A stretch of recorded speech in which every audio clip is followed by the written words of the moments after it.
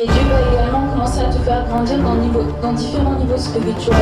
On va dire que tu dois toujours être bouillant pour Dieu, parce que il y a une chose que le diable attendra toujours, c'est que tu te refroidisses. Dans cette alliance avec Dieu, de toujours rechercher sa présence, rappeler le sacrifice de Jésus à la croix, parce qu'il n'est pas mort pour rien. Pour tout peuple, pour toute personne, de tout âge, de toute nation, de toute tribu. Allumer un feu dans ta vie où tu cherches la présence de Dieu. Les multitudes ne pourront te traverser, mais la présence de Dieu va faire de toi l'homme le plus heureux de la terre. Amen. Amen. Nous voulons célébrer le Seigneur pour sa présence. Amen. Amen. Est-ce que vous êtes dans la joie? Oui. Amen. Amen.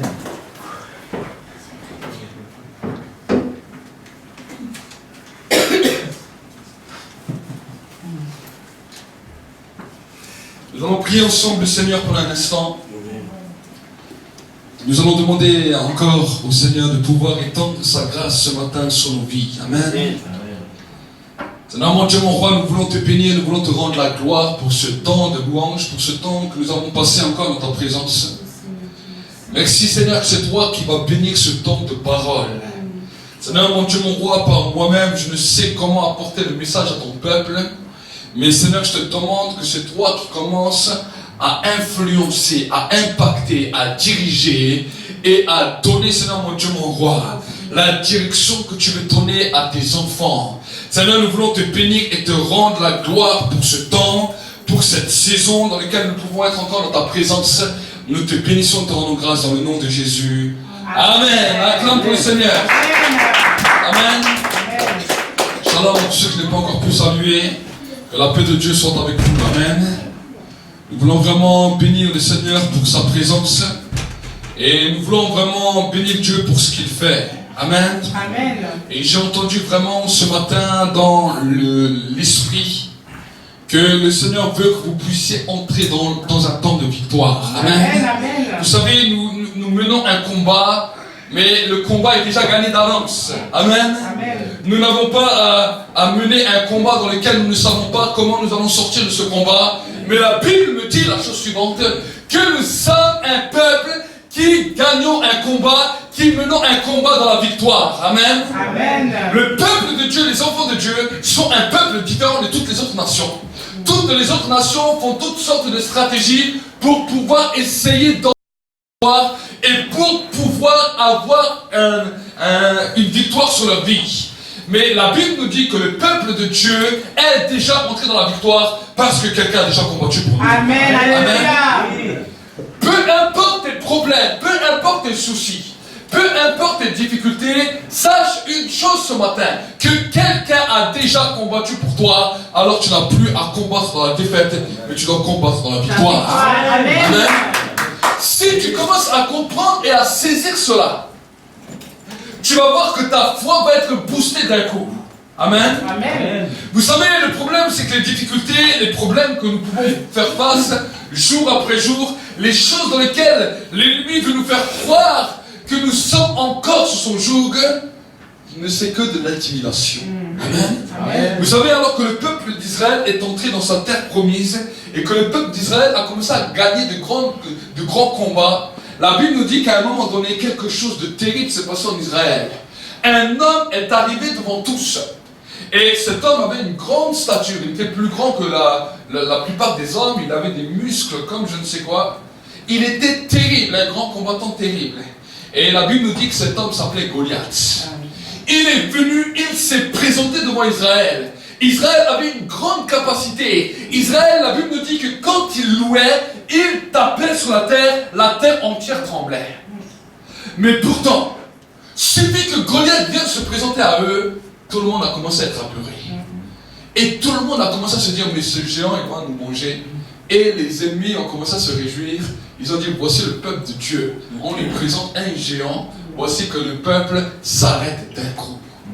Amen. Amen. Il a fallu que quelqu'un d'insignifiant du peuple, un petit jeune homme qu'on appelait David, qui comprenait les mystères de la foi et en qui résidait l'onction, active la foi du peuple pour que le peuple entre dans la victoire. Amen. Amen. Et si tu regardes dans la Bible, de tout temps, Dieu s'est choisi et s'est investi des hommes pour faire entrer le peuple d'Israël dans le temps de la victoire. La victoire leur avait déjà été donnée. Dieu était toujours avec eux. Mais tant qu'une personne ne venait pas les activer pour les amener dans la victoire, le peuple marchait dans la victoire. Amen. Amen. Amen. Et ce matin, je veux être un de ceux qui vous encouragent pour aller Amen. dans le temps de la victoire. Amen. Oui. Si pendant juste avant que nous puissions continuer, Joshua, tu peux venir juste jouer quelques temps un petit peu au piano. Nous allons faire juste un petit temps de silence. Pourquoi? Parce qu'un grand général a quitté la terre et a rejoint la patrie céleste. Hier, nous avons appris la mort de l'évangéliste Reinhard Bonnke, que Dieu a utilisé puissamment en Afrique, que Dieu a utilisé puissamment dans beaucoup de pays. Et il est décédé hier.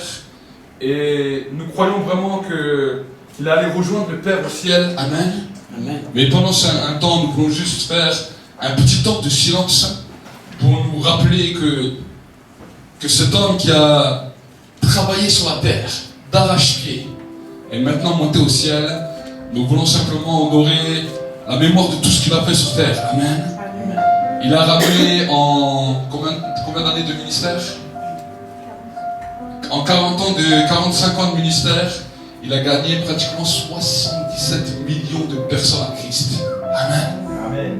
Si un seul homme a pu faire ça, avec la grâce que Dieu lui a donnée, nous sommes là, nous sommes un peu plus nombreux que un, et nous croyons que Dieu peut encore continuer. Amen. Amen.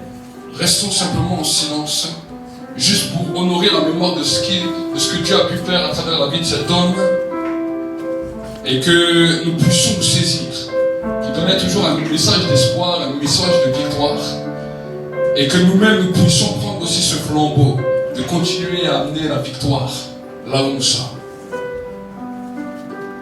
Saint-Esprit, nous voulons te bénir parce que c'est toi qui as oint ton serviteur. C'est toi qui l'as mandaté, c'est avec toi qu'il a commencé, alors qu'au début, il a commencé tout petit. Tu as commencé à le bénir et à l'utiliser. Et aujourd'hui, en tant qu'Église, nous voulons nous rappeler qu'il y a déjà tant d'hommes qui l'ont précédé. Tant d'hommes, déjà dans la parole de Dieu, que ce soit les Abraham, les Isaac, les Jacob, tous les grands patriarches qui l'ont précédé. Mais maintenant, c'est lui qui est parti. Mais maintenant, nous te demandons, Seigneur, que dans ce temps, tu puisses lever des nouveaux hommes, des nouvelles femmes, pour, Seigneur, continuer ce message de l'Évangile. Que ce message puisse continuer à se libérer sur toute la surface de la terre. Nous voulons te bénir et te rendre toute la gloire. Dans ce jour, nous te prions pour les familles, pour la famille Bonnke qui reste encore sur terre. Et nous te demandons, Seigneur, aussi de les consoler, de les restaurer. Et Seigneur, de les combler le vide qu'ils sont maintenant. Oh Seigneur, nous voulons te bénir et te rendre toute la gloire. À toi seul. Parce que tu règnes au siècle des siècles dans le nom de Jésus. Amen. Acclamons pour le Seigneur. Amen. Et que Dieu enlève 10, 20, 30 des hommes comme lui. Amen. Amen. 100 000. Nous voulons bénir le Seigneur et nous voulons vraiment, j'aimerais vous parler de la victoire aujourd'hui. Amen. Amen. Tu as besoin d'entendre ce matin, excusez-moi, tu as besoin ce matin vraiment d'entendre la victoire dans ta vie. Je sais que la victoire n'est pas toujours facile, non seulement à la recevoir, mais encore moins à la déclarer quand tout va à l'encontre de ce que nous pouvons croire. Amen. Mais j'aimerais te dire une chose, et j'ai pu le réaliser moi-même dans ma vie à maintes et maintes reprises. Vous savez que quand tu commences à invoquer le nom du Seigneur, quelque chose de glorieux se passe. Amen. Le problème de l'être humain, ce n'est pas la question de voir comment Dieu agit. Mais le problème de l'être humain, ce sont ses pensées qui le détruisent. Amen.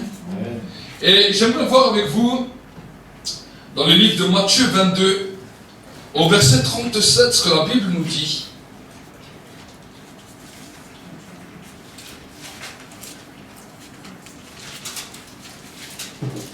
La Bible nous dit, Jésus lui répondit, tu aimeras le Seigneur ton Dieu de tout ton cœur, de toute ton âme et de toute ta pensée.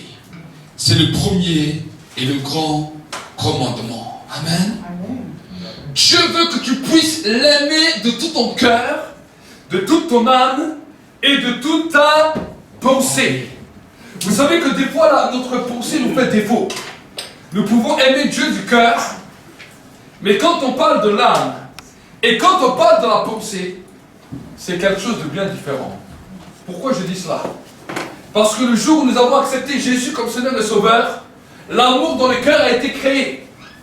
Et qu'on le veuille ou qu'on ne le veuille pas, il y a toujours un attachement. Même si des fois on s'est un peu écarté de Dieu, il y a eu toujours un attachement dans notre cœur qui nous faisait ramener vers Dieu.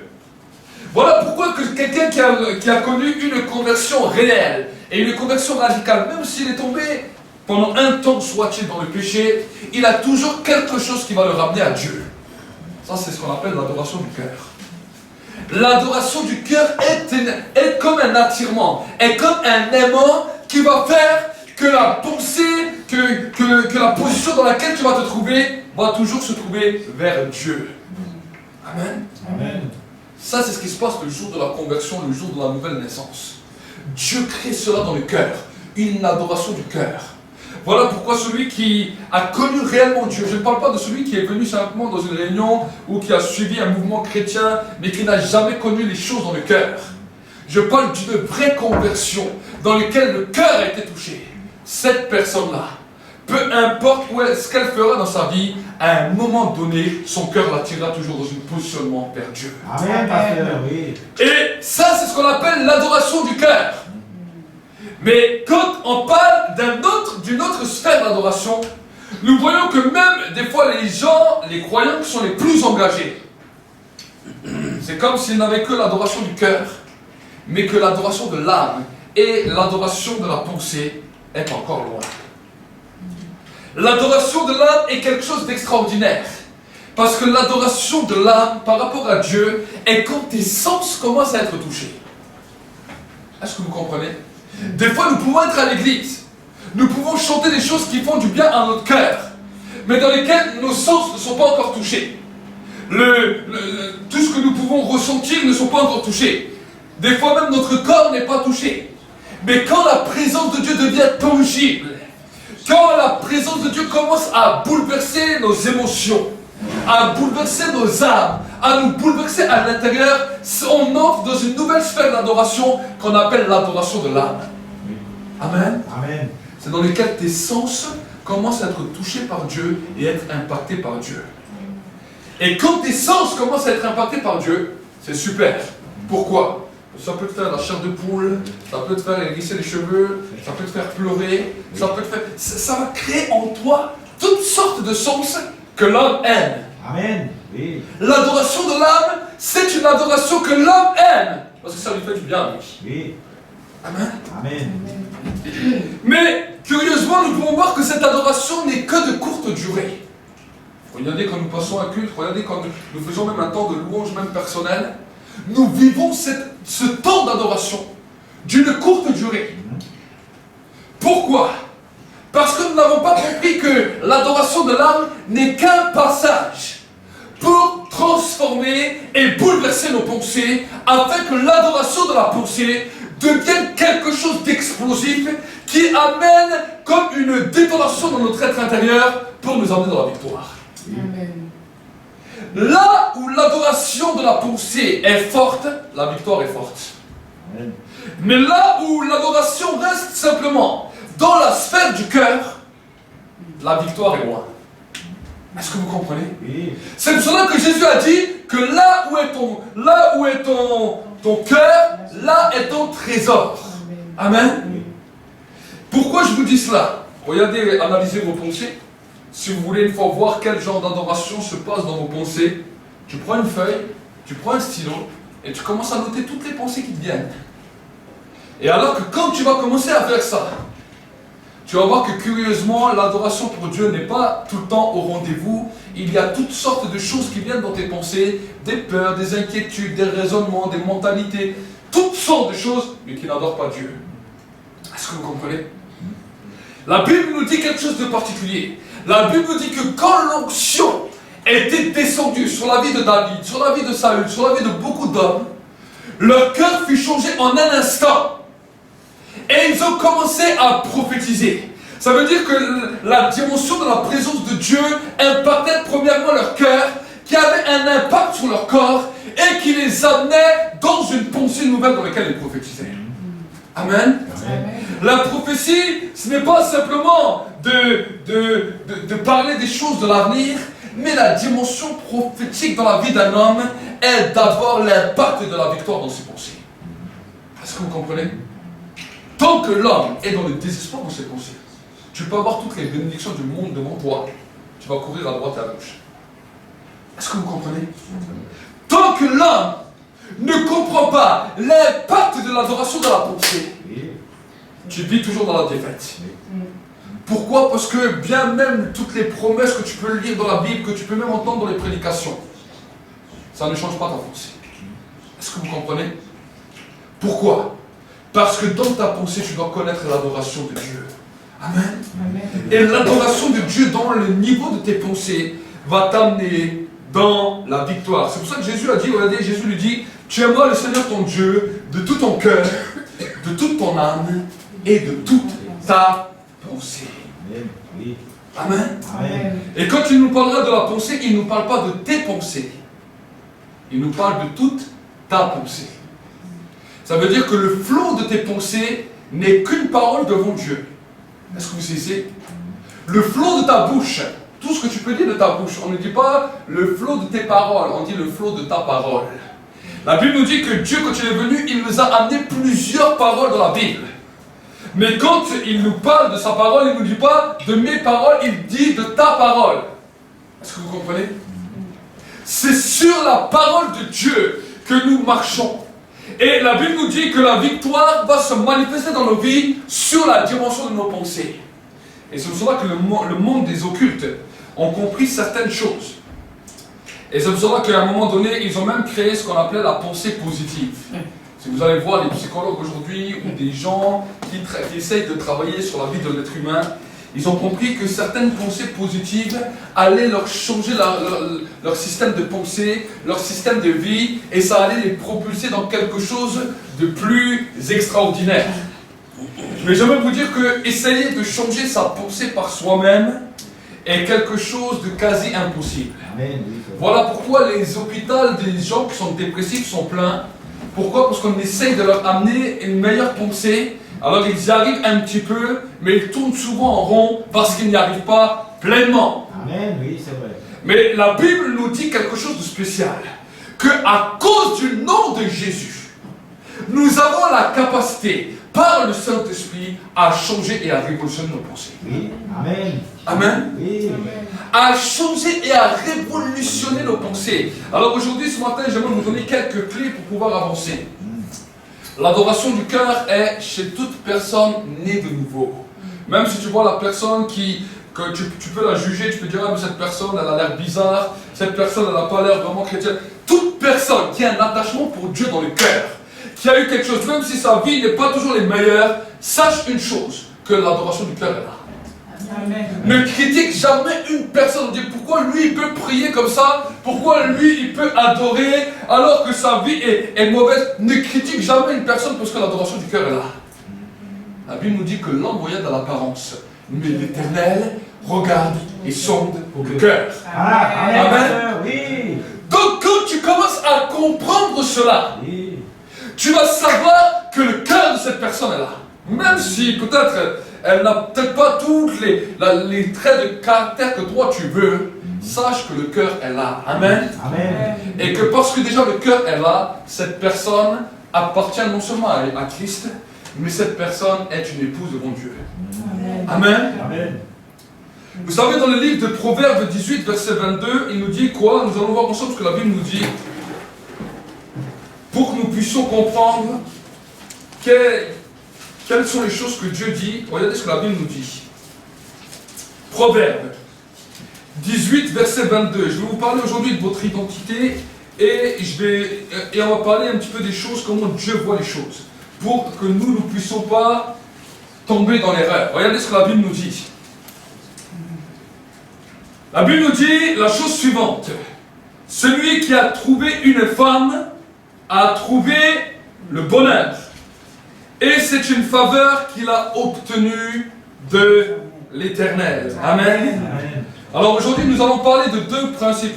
On va pas parler que du couple, mais on va parler de la dimension spirituelle en tant qu'épouse de Christ. Amen. Amen. La Bible nous dit, celui qui a trouvé une femme a trouvé le bonheur.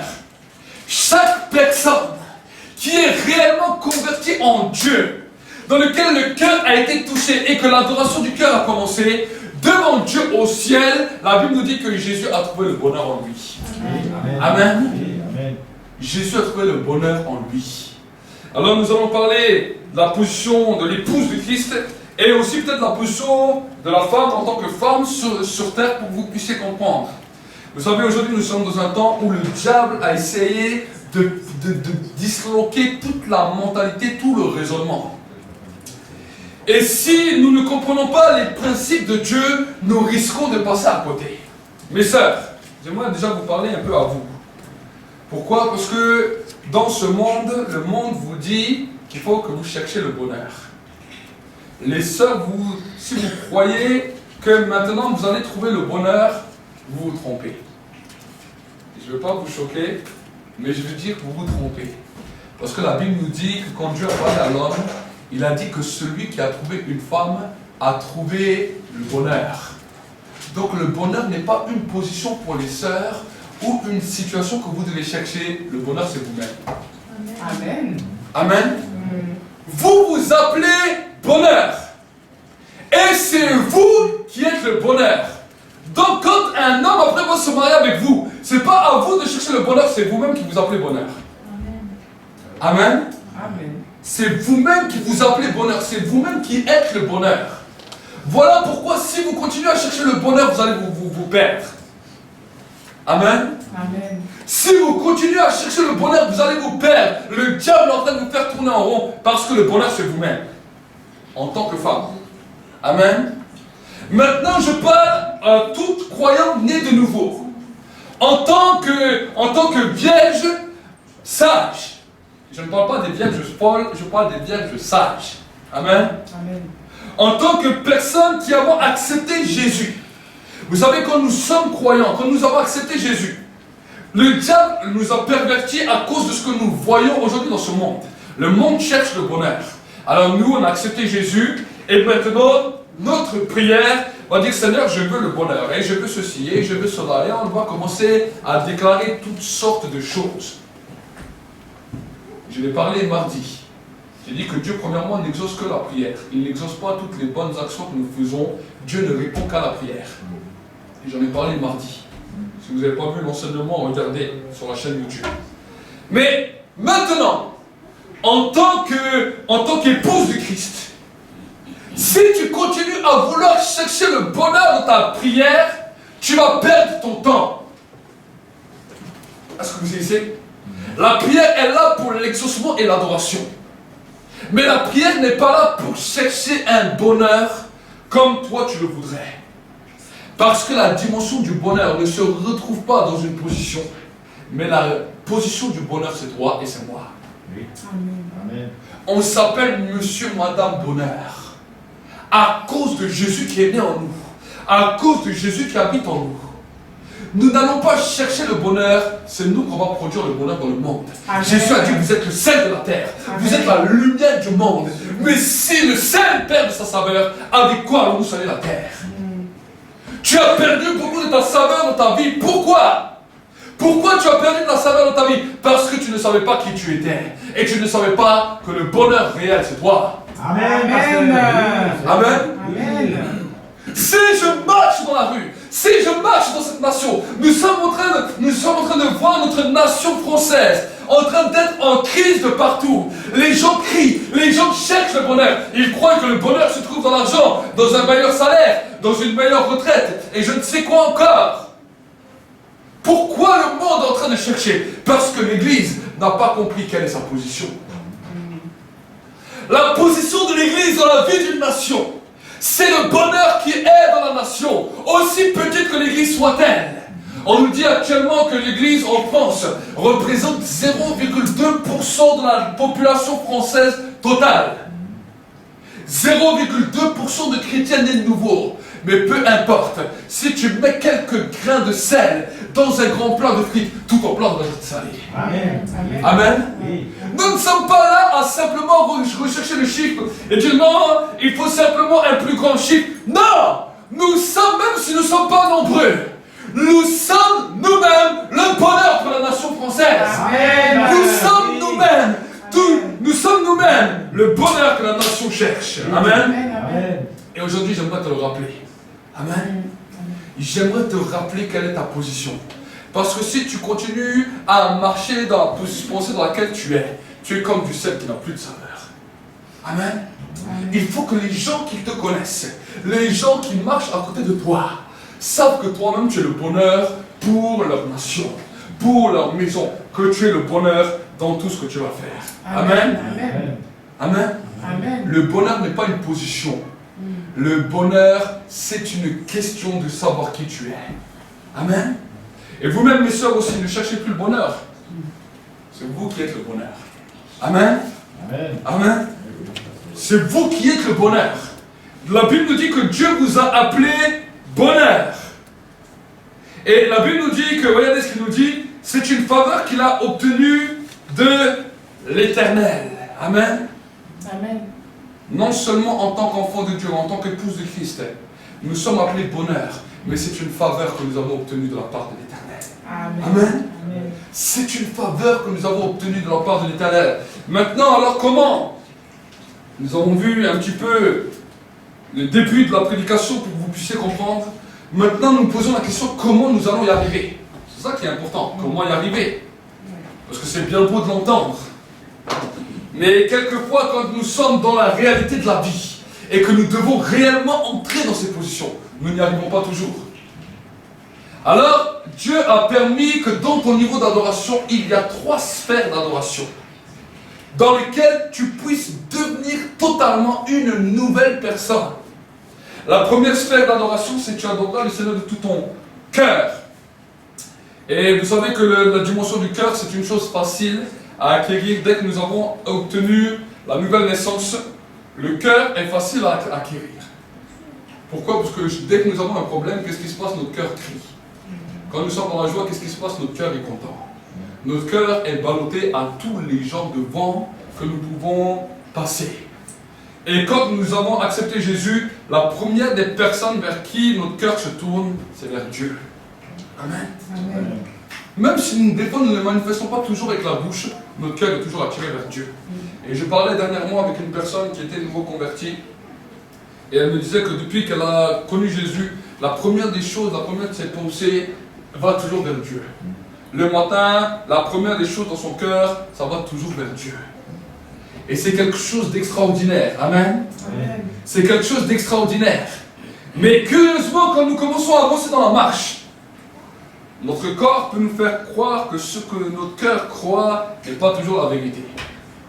On peut des fois sentir des douleurs dans le corps, on peut sentir des fois des choses dans le corps qui nous mettent la confusion. Est-ce que vous comprenez?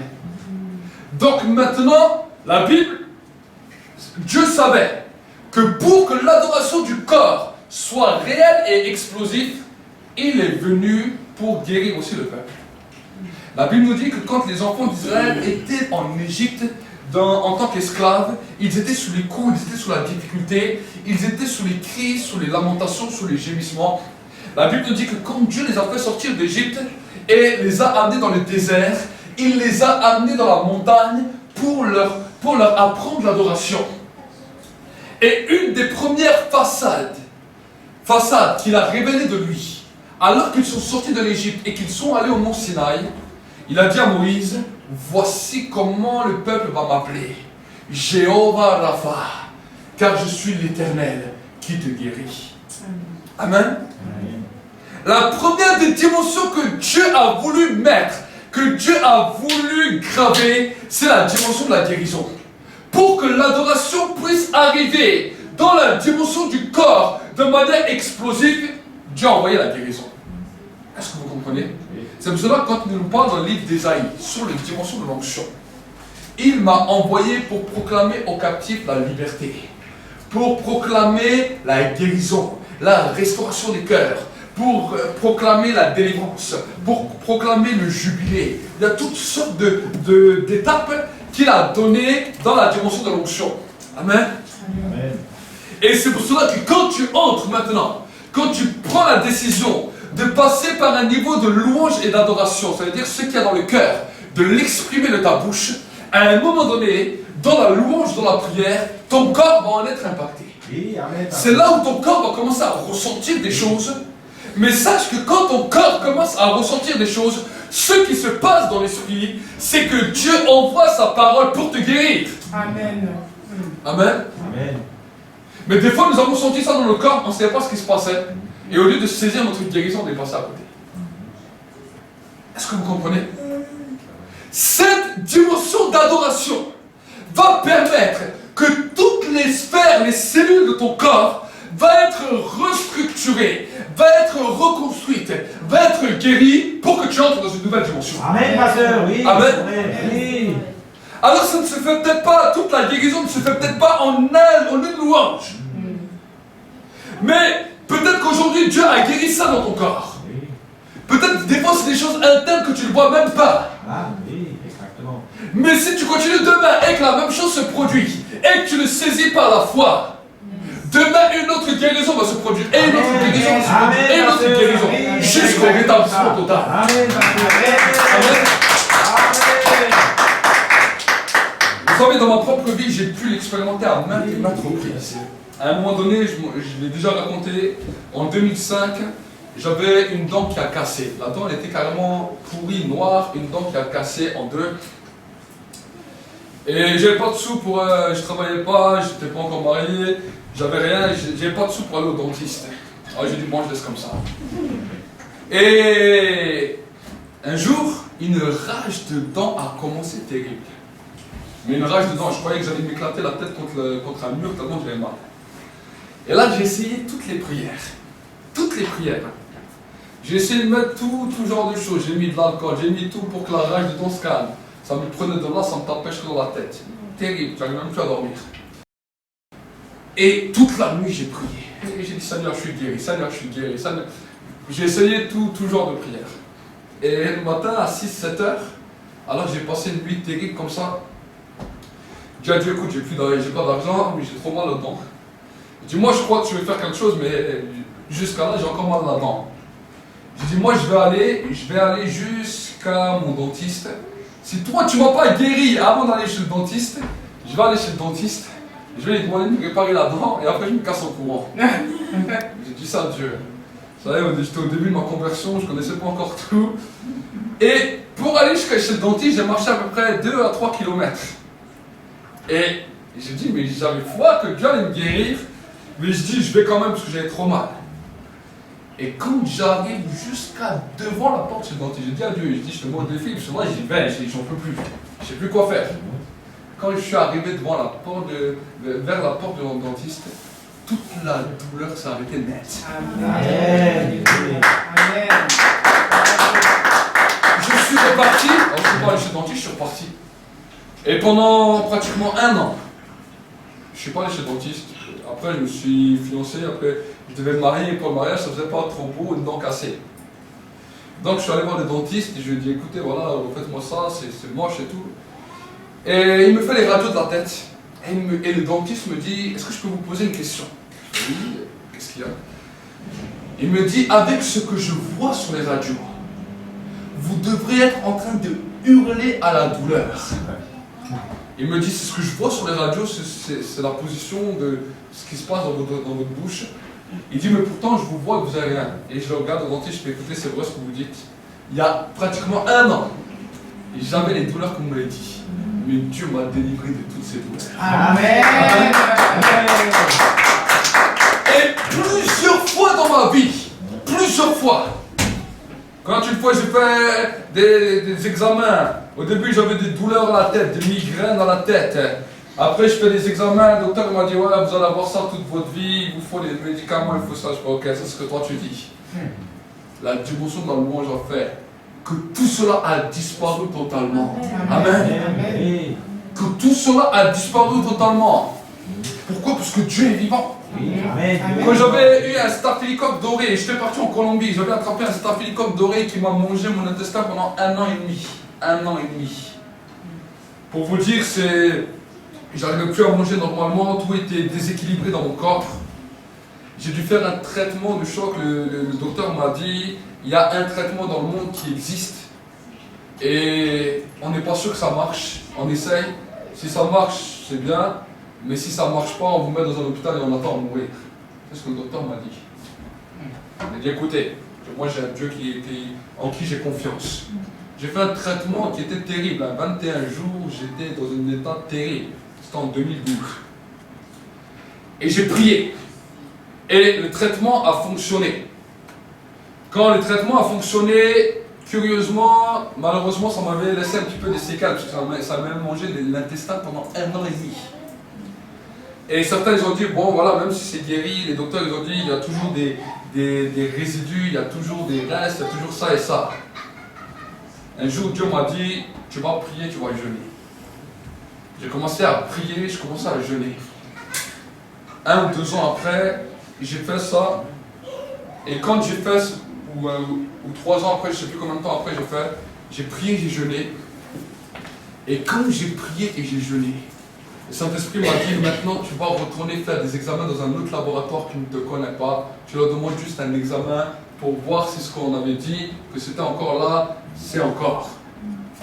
Je suis allé, j'ai fait des examens, ils n'ont plus rien trouvé, tout était guéri. Amen. Amen. Amen. Tout était totalement guéri. Je ne suis pas plus spécial que vous, mais j'ai compris une chose, c'est que quand je loue Dieu, quand j'adore Dieu, et quand l'adoration de l'âme est là, quand mon corps commence à être touché, je n'arrête pas le Saint-Esprit en me disant, oh, voilà, je pleure un petit peu et tout. Je comprends ce qui se passe. Et je dis, Seigneur, en ce moment-là, la parole est envoyée pour me guérir. Amen. À ce moment-là, mon corps doit être impacté pour recevoir la guérison. Amen. Est-ce que vous comprenez?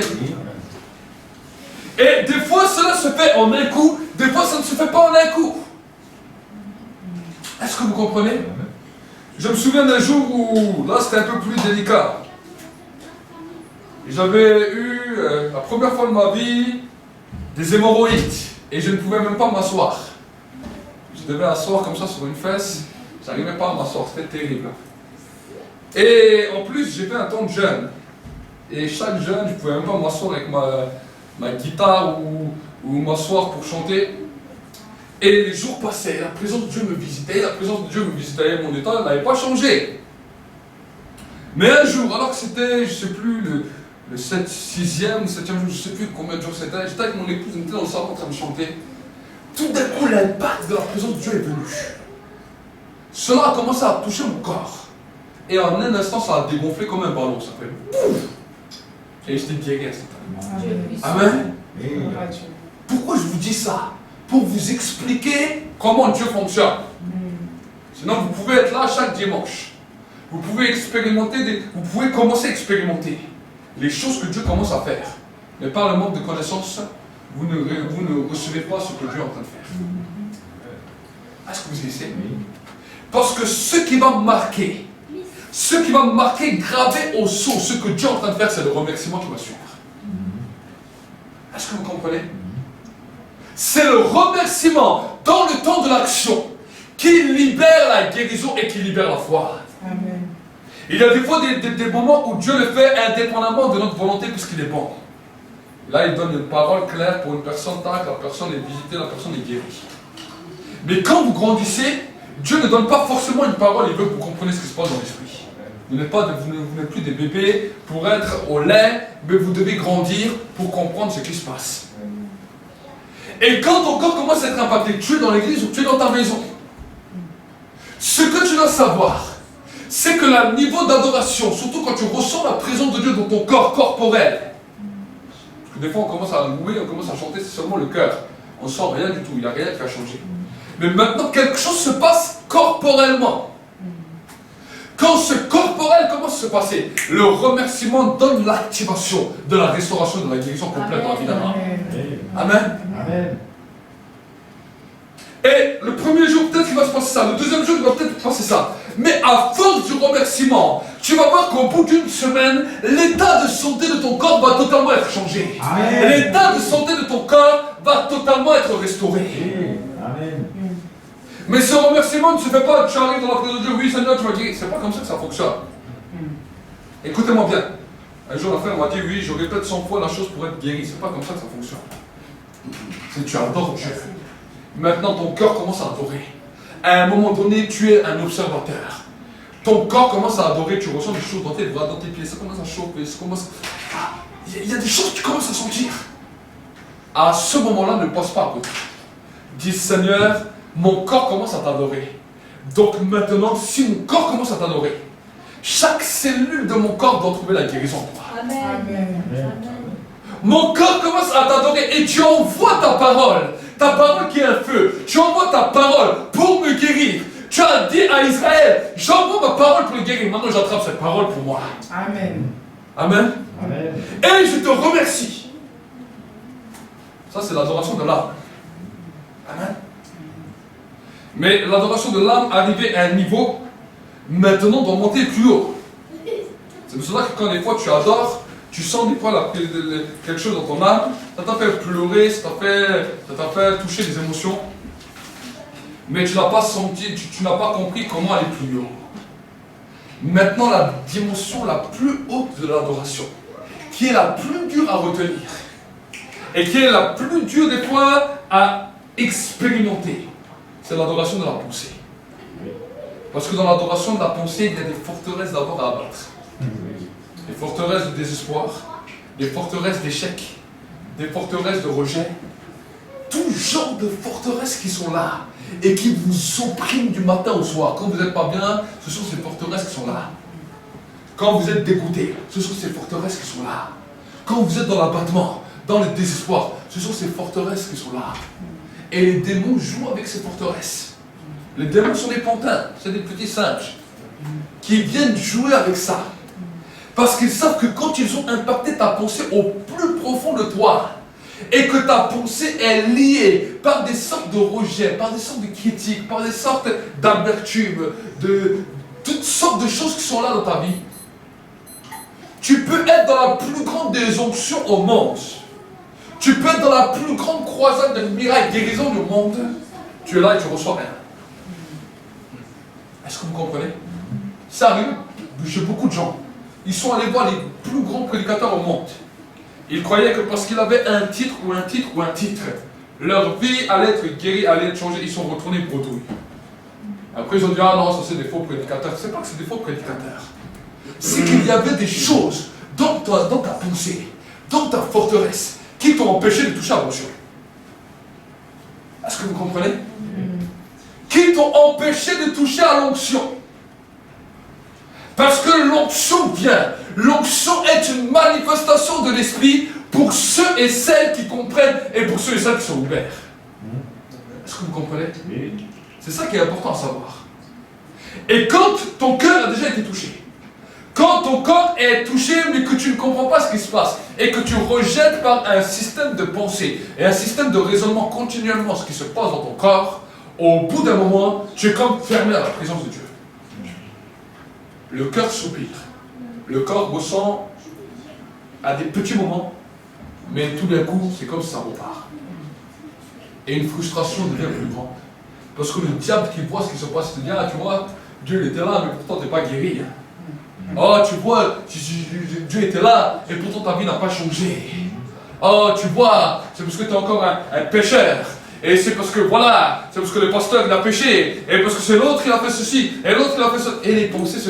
Vous peut-être vous nous regardez comme ça, vous rigolez comme ça. Mais c'est comme si je vois ce qui se passe dans les pensées.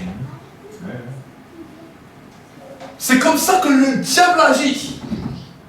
Et on se dit, ah non, si je trouve peut-être une autre église ou un autre endroit, là ça ira. Ah, là ça ira, tu vas te chercher 10 endroits, tu vas chercher 50 endroits, ça va être la même chose. Pourquoi? Parce qu'il y a des forteresses que le diable a bien mis, il a bien bâti ça dans ta vie. Parce qu'on appelle des forteresses dans les pensées qui t'empêchent de connaître Dieu tel qu'il est vraiment. Amen. Amen. Combien de fois ta pensée adore Dieu? Ta pensée a plus la facilité de te casser la tête sur les problèmes, sur les difficultés que d'adorer Dieu. Quand tu vas te coucher, tu penses aux soucis, tu penses au tracas, tu penses aux problèmes, tu penses aux problèmes familiaux, tu penses à ceci, tu penses... Oh, l'adoration de Dieu, elle est. Après, tu vas prier, oui. Mais ta prière, c'est plus une lamentation. Seigneur, tu vois, j'ai encore tel problème, et j'ai encore tel problème, et j'ai encore tel... Tu passes 1 heure de prière à ça. J'aimerais te dire que ce temps que tu as passé dans la prière n'a servi à rien. Oui. C'est de la lamentation, c'est de la gémissement. Oui. Est-ce que vous comprenez? Oui, oui, oui, oui. La prière doit être d'abord une adoration. Amen, oui. Tant que la prière n'est pas une adoration, change ton raisonnement. Ne fais pas comme les païens qui croient qu'à force de répétition, ils vont être exaucés. D'abord adore. Dans la joie, oui. Amen. Amen. Et quand l'adoration est là puissamment, à ce moment-là, quelque chose se passe dans ton âme. C'est pour cela que ton corps n'est pas tout de suite impacté. Des fois, on peut attendre 30 minutes, 40 minutes, jusqu'à que le corps commence à ressentir des choses. Pourquoi? Parce que Dieu voulait voir que le cœur maintenant continue à adorer, adorer, adorer. Il arrive à une limite, il dit, voilà, maintenant le cœur est prêt là. Le cœur est entier pour moi. Maintenant, je veux le corps. Voilà, alors qu'il est dans la joie, oui. Amen, oui. Maintenant, je veux le corps. Après, c'est vrai que si le corps a des problèmes avec les choses du péché, le diable dit non, moi j'ai un droit. Voilà pourquoi la Bible nous dit de ne pas pratiquer ni fornication, ni adultère, ni toutes ces choses qui sont liées au corps. Ni même les addictions, que ce soit la pornographie, ni même les addictions qu'on appelle la masturbation ou toutes ces genres de choses. Ah, amen, parce que c'est vrai. Pourquoi? Parce que quand tu arrives à ce moment-là, le diable dit j'ai un droit. Oui, oui, oui. Le diable dit j'ai un droit. Et quand il dit j'ai un droit, le Seigneur dit ok, je vais le convaincre de pécher. Et c'est là où tout d'un coup tu commences à sentir qu'il faut demander pardon à Dieu. Mais si tu demandes pardon et que tu recommences demain, et après-demain, et après-demain, ça ne peut pas venir. Oui. Est-ce que vous comprenez? Oui, oui. Maintenant, si tu as décidé de prendre des choses claires et précises dans ta vie, et que maintenant tu commences, là, la présence de Dieu vient, tu arrives dans la deuxième dimension, la dimension de l'adoration corporelle. C'est souvent dans cette position où des fois tu pleures, parce que tu n'arrives plus à contenir l'adoration. C'est comme si les mots n'arrivent plus à sortir, mais que les pleurs sont là. L'impact du corps est en train d'être touché par la présence de Dieu. Amen, oui. Mais si à ce moment-là tu comprends ce qui se passe, et tu dis Seigneur, j'accepte la guérison. Je tends les mains vers toi pour accepter la guérison, pour accepter la restauration. Dieu commence un travail. Et tu vas voir que des fois même les endroits où tu souffres, les endroits où les docteurs avaient déclaré des choses terribles, tu vas commencer à sentir des choses être transformées en bois, commencer à bouger, commencer à être bouleversé. Et des fois tu sens peut-être que la moitié. Mais c'est-à-dire que demain Dieu fera le reste. C'est exactement ça. C'est exactement ça. Et si tu commences à continuer à saisir ça, au bout d'un moment, l'adoration corporelle va s'arrêter. C'est le temps où maintenant, c'est comme si une paix vient. Là, il n'y a plus, tu ne sens plus ton corps bouger ou ton corps être touché, même les larmes couler, mais une paix vient. C'est ce qu'on appelle la dimension de l'adoration de la pensée, la dimension de l'adoration de l'esprit, dans lequel la paix de Dieu, qui surpasse toute intelligence, gardera vos cœurs et vos pensées en Jésus-Christ. Amen. Oui, oui, c'est Tout vrai. d'un coup, c'est comme si tout le flot des pensées s'arrête. Et souvent ici, on a expérimenté des gens. Une fois, une soeur est venue me voir, elle me dit oui, pasteur, c'est étonnant. À un moment donné, on est entré dans la louange, tout d'un coup, c'est comme si mes pensées, on a mis un bouton sur off, et tout d'un coup, il n'y avait plus aucune pensée. Ce n'est pas un vide de l'esprit. C'est un temps où l'âme maintenant est rassasiée, où la pensée maintenant commence à entrer dans une dimension d'adoration dans laquelle on comprend clairement ce qui se passe. Oui. Amen. Amen. Et ça, si tu arrives à entrer régulièrement dans cette position, ça va faire de toi un vainqueur parce que tes pensées vont être renouvelées. Amen. Tu vas plus marcher dans le désespoir, mais ta pensée sera gardée en Christ. Amen. Amen. Amen. Amen. Ça, c'est la marche du croyant.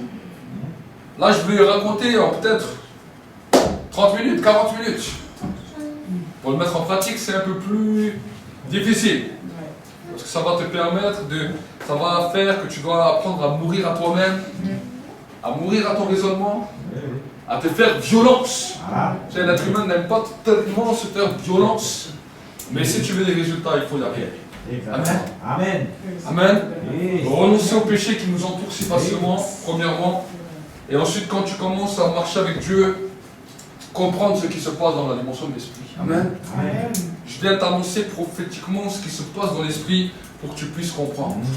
Parce que malheureusement, des fois, le peuple de Dieu ne sait pas ce qui se passe dans l'esprit. Et la Bible nous dit, mon peuple périt parce qu'il lui manque la connaissance. Amen, pasteur. Oui.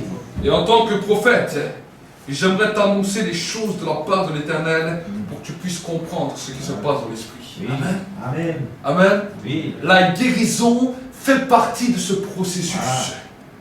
La guérison, c'est l'adoration de l'âme. Amen. Oui. Commence par l'adoration du cœur. Mais quand l'adoration de l'âme arrive, souviens-toi que chaque adoration de l'âme, Dieu envoie sa parole pour guérir. Amen. Amen. Oui. Amen. Amen. Oui. Le peuple d'Égypte adorait Dieu de leur cœur. Mais leur âme ne pouvait pas parce que leur corps était opprimé. Il était sous les fouets. Il était sous un dur labeur. Il était sous toutes sortes de choses. Dieu les a fait sortir de là. Dieu les a fait sortir de là. Il les a amenés dans le désert pour que maintenant le peuple puisse comprendre. La Bible nous dit que les enfants d'Israël n'ont pas compris. Ils étaient libres et pourtant ils se plaignaient. Amen. Jésus est venu pour nous guérir, pour nous restaurer, pour nous libérer totalement si nous comprenons simplement ce qu'il fait. Amen. C'est pour cela qu'une personne qui reste opprimée dans ses pensées a de la difficulté d'entrer pleinement dans toutes les choses que Dieu a prévues pour lui. Et c'est pour cela que des fois, le jeûne et la prière vont permettre de casser certaines mentalités dans vos vies, certains raisonnements dans vos vies, pour vous amener dans une dimension plus grande. Amen. Amen. Le corps est soumis au monde spirituel. Écoutez-moi bien. Le corps n'est pas soumis aux dimensions climatiques ou aux dimensions humaines comme nous voyons. Le corps est soumis à la dimension spirituelle si nous le comprenons. Voilà les sorciers, pourquoi ils l'ont bien compris. Voilà pourquoi quand ils veulent maudire quelqu'un, ils veulent faire des choses et au lieu de venir avec un pistolet ou un couteau devant toi pour te détruire, ils vont agir dans le spirituel pour t'infecter. Est-ce que vous comprenez? Oui. S'ils viendraient uniquement avec un couteau ou avec une arme, on se protégerait, on mettrait des choses autour de nous, on se préparerait. Mais ils viennent comme un vent. On ne sait pas d'où ils sont venus, on ne sait pas ce qu'ils ont fait, mais le problème, ça nous a fait des problèmes. Est-ce que vous comprenez? De la même manière, la Bible nous dit, il en est de même de quiconque est né de l'esprit.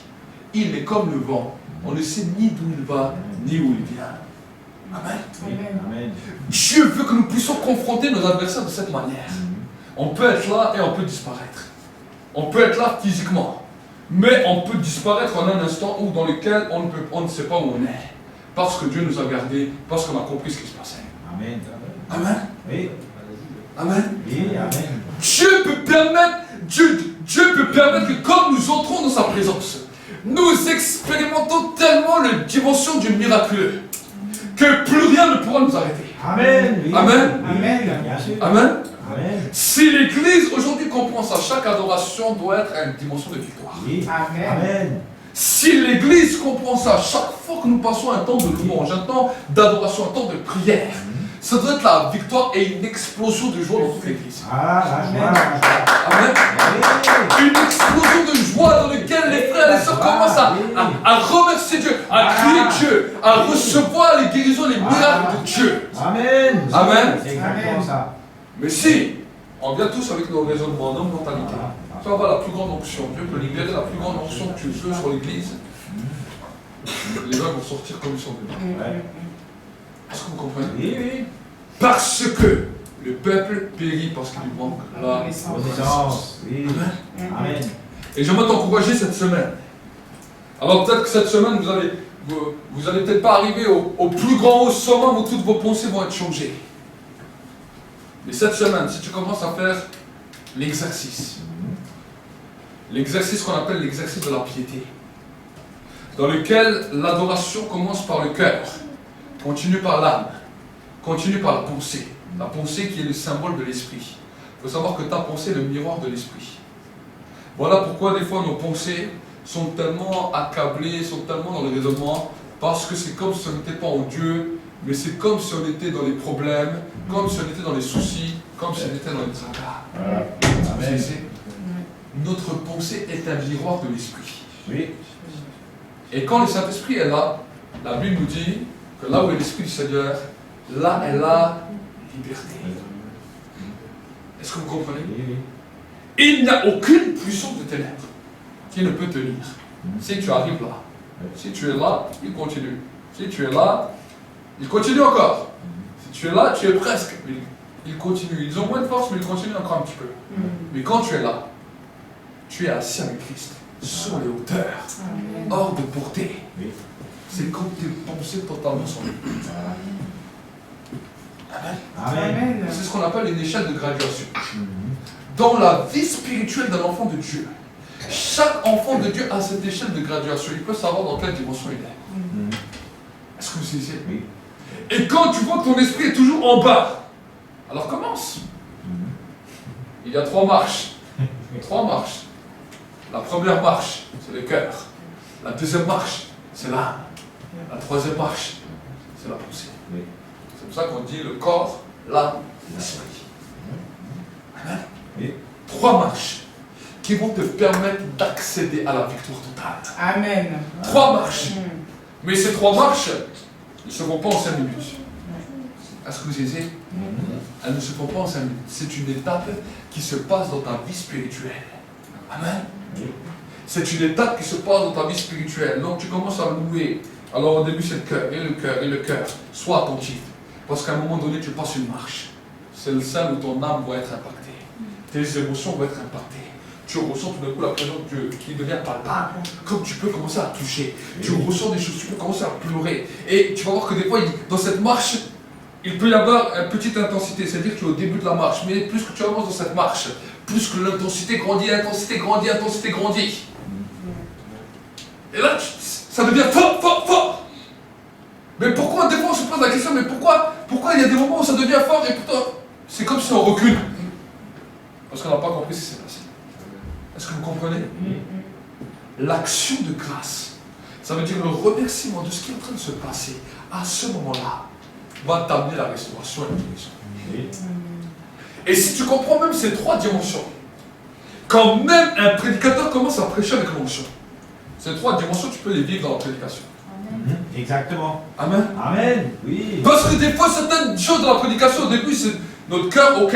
Mais à un moment donné, c'est notre corps qui peut nous toucher. On ressent des choses qui se passent dans notre corps. À ce moment-là, quand tu vois, quand tu ressens des choses qui se passent dans ton corps, alors que la parole est donnée, attrape ça. Dis, Seigneur, ça c'est la parole de guérison pour moi. C'est la parole de restauration. Amen. Oui. Amen. Et ensuite, tu peux avoir le 3e niveau, dans lequel tes pensées maintenant deviennent claires. Une pensée de victoire. Une pensée dans laquelle tu sais qui tu es. C'est ça qu'on appelle l'identité spirituelle. Amen. Amen. C'est ça qu'on appelle l'identité spirituelle. L'identité spirituelle, c'est la compréhension dans ta pensée de savoir qui tu es pour marcher dans la victoire. Oui, exactement. Amen. Tant que tu ne sais pas ça, tu as un problème d'identité. Oui. Tu as un problème d'identité. Et tu ne sais pas qui tu es. Et là, le diable, il joue avec les gens qui ont des problèmes d'identité. Oui. Si tu es citoyen français, tu n'as pas à avoir peur ni de la police ni de personne. Mais si tu n'as pas de papier et tu te balades dans un pays sans rien, chaque fois que tu vas avoir une autorité, tu vas sauter au plafond. C'est vrai, c'est pas vrai. C'est vrai. Tu vas avoir peur. Oui. Tu auras la peur au ventre. Chaque coin de rue, tu vas dire on va m'attraper, on va m'attraper. Parce que tu n'as pas d'identité. Oui. Mais quand tu as l'identité, tu peux marcher tranquillement. Amen. Tu ne te casses pas la tête. Là où tu vas, tu sais qui tu es. Oui. Amen. Amen. Et si en Christ, tu sais qui tu es, alors j'aimerais te dire que le diable, il ne fait pas long feu. Amen. Amen. Amen. Il ne fait pas long feu, il peut venir, il peut venir. Il peut se présenter. Tu dis, mon ami, tu aimes courir, toi. Tu vas vite courir quand tu vas comprendre. Parce que tu sais que je sais qui je suis. Amen. Amen. Amen. Amen. Oui. Le psalmiste David disait, même si je marche dans la vallée de l'ombre de la mort, Je ne je ne crains aucun mal, car tu es avec moi. Amen. Je peux me retrouver dans n'importe quelle situation. Je sais une chose, que le Dieu en qui je crois a toute puissance et a toute capacité pour toi. Amen.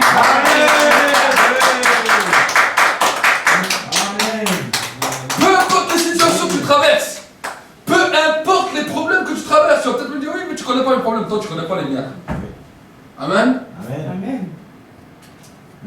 J'ai eu souvent des problèmes comme des montagnes. C'est pas grave. Amen. Je suis un bon escaladeur, je vais escalader. Amen. Si la montagne ne s'enlève pas quand je crie, alors j'ai de l'escalade. Amen. Le secours me vient de l'éternel. Une montagne n'est jamais un obstacle. Elle peut toujours s'escalader. Pour s'escalader, des fois le chemin il est un petit peu rocailleux, il est un petit peu resserré. Mais c'est pas grave. Tu rebrousses les manches. Tu vas attendre combien de temps que cette montagne s'enlève? Si elle ne s'enlève pas, monte sur la montagne. Amen. Tu montes sur la montagne. Et quand tu es en train de monter, quand tu es en haut de la montagne, tu vois que la montagne, elle est sous tes pieds. Voilà. Amen. Amen. Il faut que la montagne soit La sous tes pieds. victoire est là. Amen. Amen. Toutes les victoires nous sont données en Jésus-Christ. Amen. En tout ce que nous, Voilà. tout ce que nous avons besoin sur cette terre, Dieu nous l'a donné. Oui. Amen. Amen. Et je n'aimerais pas que tu commences l'année 2020 dans la défaite. Oui. Tu as commencé peut-être l'année 2019 dans la défaite. Tu as commencé peut-être l'année 2019 dans le désespoir. Tu as cru que dans ta vie, il n'y avait aucun espoir. Mais j'aimerais t'annoncer que 2020 ne sera pas pareil. Les forteresses vont tomber, les forteresses vont s'ébranler. Et tu vas entrer dans 2020 dans la victoire. Amen. 2020 sera une année de réussite. 2020 sera une année de guérison, de restauration, de libération, de miracle. Amen. Amen. Oui. Comment veux-tu donner envie aux gens qui te regardent si toi-même tu es toujours dans une mentalité de défaite? Oui. C'est ça, exactement. Voilà. Mais si tout le temps tu es dans la victoire, que tout le temps tu marches dans la réussite, là ils vont être étonnés. Oui. Amen. Amen. Amen. Oui. J'étais la dernière fois au travail et ça m'a fait plaisir, vous savez, des fois au travail, en fonction des tournées, en fonction des choses que nous vivons, des choses des fois pénibles, surtout là pendant les périodes de Noël et tout, on travaille beaucoup. Et souvent les collègues, quand ils arrivent au travail, ils voient les tournées, ils s'énervent, ils prennent les choses, ils crient, ils hurlent. Des fois c'est assez folklorique quand vous allez au travail, vous voyez tout le monde qui crie, qui s'énerve, qui saute au plafond. Et certains, quand ils voient que c'est trop dur, ben, ils se mettent en arrêt. 2 jours, 3 jours, 4 jours, 5 jours. Et vous ne les voyez plus. Et la dernière fois, je parlais avec un collègue. De toute façon, j'ai eu l'occasion de pouvoir parler non seulement avec les collègues, mais avec les responsables aussi d'entreprise, avec certains responsables. J'ai pu prier avec eux, j'ai pu des fois même prier pour le travail, pour la journée. Et un jour, il y a un collègue qui vient chez moi, au début, un jeune qui ne voulait rien savoir au début de Dieu. Je vais parler de Dieu, il ne voulait rien savoir. C'est pas grave. Et un jour, je l'avais avec moi dans le camion, et là, je commençais à discuter, j'ai parlé de mon témoignage. Et là, le jeune a commencé à être impacté, a commencé à être touché, a commencé à poser des questions, à être ouvert.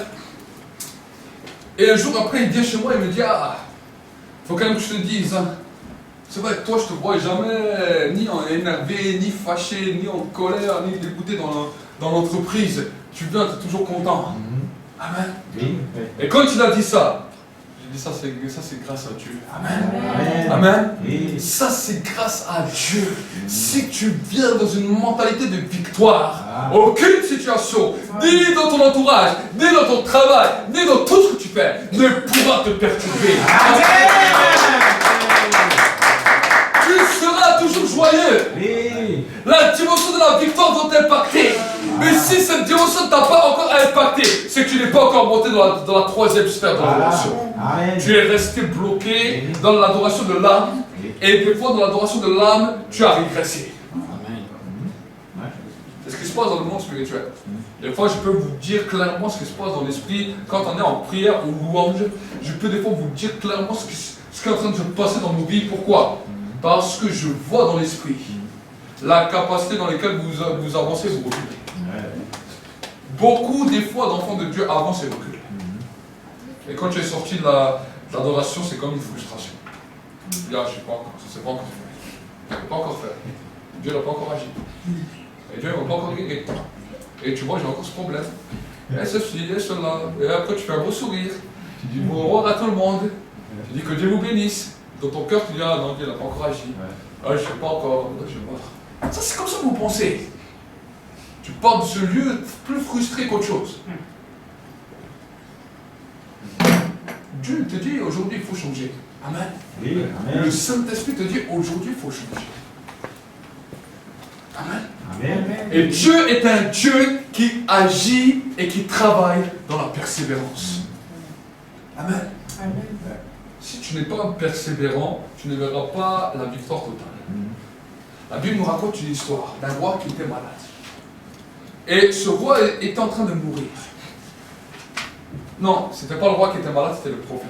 Le prophète Élisée était malade et il allait bientôt mourir. Et voici que le roi d'Israël alla voir le prophète.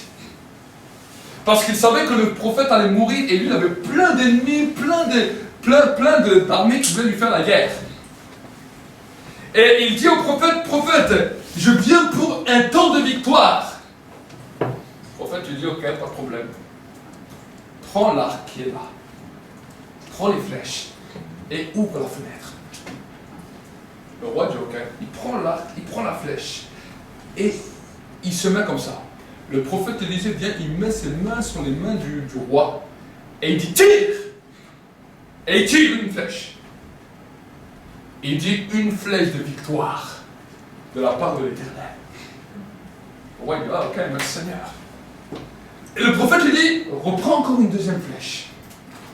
Le roi prend une deuxième flèche. Maintenant, il lui dit, maintenant tire toi-même. Il se met comme ça. Le roi tire. Le prophète lui dit, une deuxième flèche de victoire de la part de l'Éternel. Le roi dit, ah, bien. Le prophète lui dit, prends encore une flèche. Et le roi prit une troisième flèche.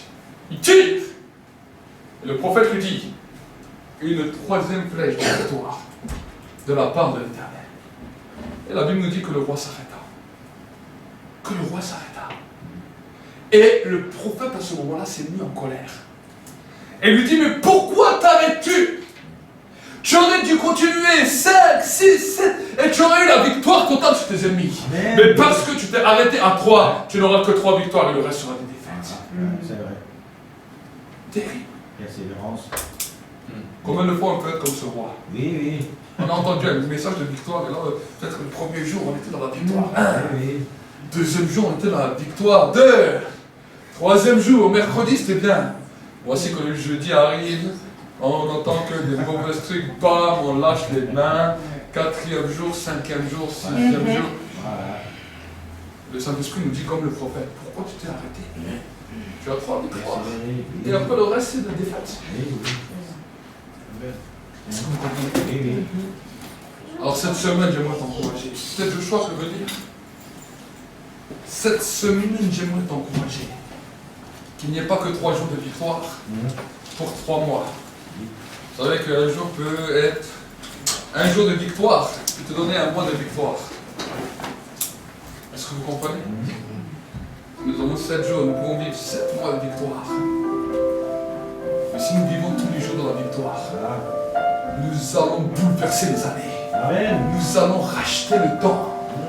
Nous allons saisir toutes les opportunités. La maladie ne nous arrêtera pas à l'avance. Nous ne mourrons pas prématurément. Arrêtez de croire qu'on doit partir de cette terre prématurément. Tu dois partir de cette terre quand Dieu a décidé que tu as achevé tout ce que tu as dû achever. Je ne quitterai pas cette terre avant d'avoir achevé tout ce que j'ai dû achever. J'ai pris cette décision le jour. Peu importe ce qui se passera, je dois d'abord achever toutes les choses que Dieu m'a dit.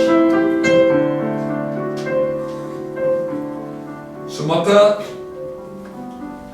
c'est un temps où le Saint-Esprit veut te mettre au défi. Dans ta vie personnelle, jusqu'à combien de marches marches-tu tous les jours? Est-ce que tu franchis les 3 marches ou est-ce qu'à la 2e marche, tu fais chaque fois demi-tour? C'est une question qu'il te pose ce matin clairement. Des fois, tu peux regarder ta vie et tu peux dire, Seigneur, c'est comme si moi je fais chaque fois demi-tour. L'adoration du cœur reste, tu restes toujours sur la première marche. Tu montes juste sur la 2e marche, mais tu retournes sur la première. Et voici pourquoi l'ennemi garde chaque fois un droit pour te détruire, pour te déstabiliser. Tes pensées ne sont jamais dans la victoire et tu sens toujours l'abattement dans les pensées. Le découragement, le désespoir. Quand bien même tu devrais être en supériorité, en force et en stature dans tes pensées, dans tes raisonnements, tu marches toujours comme un esclave. La Bible nous dit que tu devrais courir avec des rois, avec des chevaux. Et des fois, tu marches tant de fois comme un esclave. J'aimerais t'annoncer ce matin une nouvelle saison. La saison de la victoire totale. La saison de la victoire totale. Commence à parler à Dieu là où tu es. Et commence à lui dire, Seigneur, je veux avancer dans ce chemin. Je veux arriver à la 3e marche. Et non seulement y arriver, mais y rester. Rester. Rester. Dans une position de pensée élevée. Dans une position d'un esprit supérieur.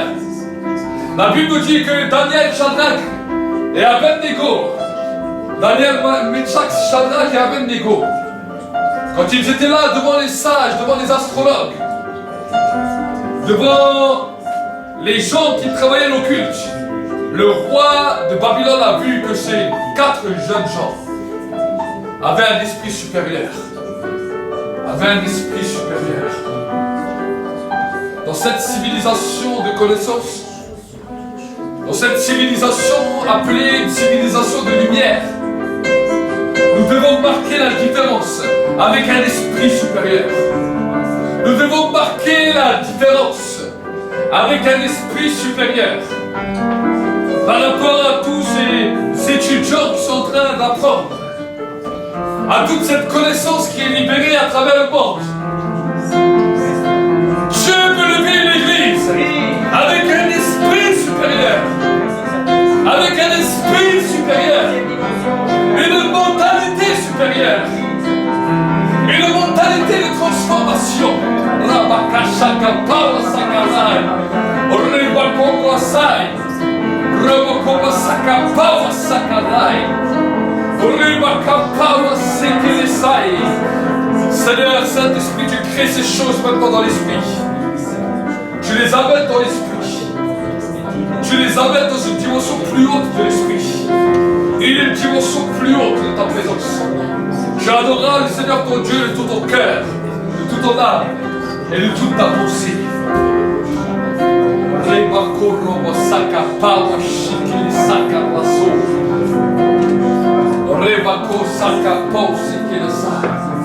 Continue à prier. Quelque chose est en train de se briser dans tes pensées. Quelque chose est en train de se briser dans tes raisonnements. Et peut-être certains ils sont là dans l'adoration de l'âme.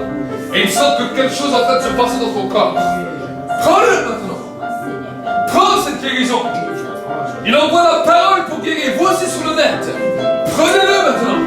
Attrapez-le maintenant. Attrapez-le. C'est le temps maintenant. C'est le temps. C'est le temps où la puissance de la maladie, la puissance de l'infirmité, la puissance des liens sont brisées maintenant. Les certaines malédictions générationnelles sont brisées maintenant. Tout ce que les sorciers ont conspiré contre toi, commence à déclarer. Commence à déclarer le temps de ta victoire. Le temps de ta victoire. Là où la maladie persistait, parle-lui. Parle-lui.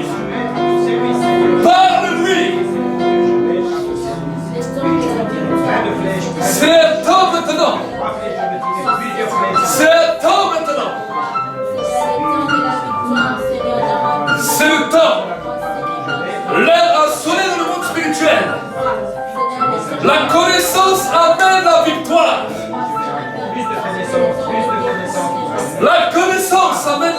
victoire et la liberté.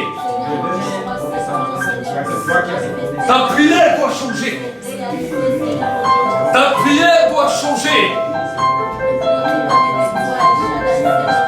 Ta prière doit changer ce matin. C'est le temps. C'est le temps de la victoire. Pour les couples, pour les foyers, pour les maisons, pour les enfants. C'est le temps de la victoire. Tu es le bonheur. Tu es le bonheur de cette terre. Tu es le bonheur de cette cité. Tu es le bonheur de cette nation. Nous sommes le bonheur de cette nation.